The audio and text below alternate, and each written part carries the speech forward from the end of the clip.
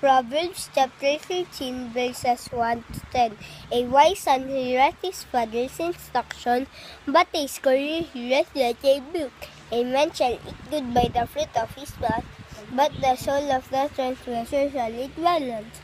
He that keepeth his mouth keepeth his life, but he that openeth wide his lips shall have destruction. The soul of the sluggard desireth, and hath nothing, but the soul of the diligent shall be made fat.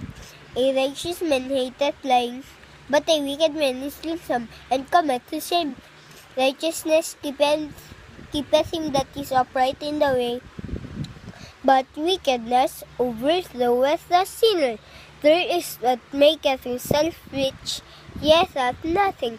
There is that maketh himself poor, yet hath great riches. The ransom of a man's life are his riches, but the poor heareth not rebuke. The light of the righteous rejoices, but the lamp of the wicked shall be put out. Only by pride cometh contention, but with the well-advised is wisdom. Proverbs chapter 13 verses 1 to 10.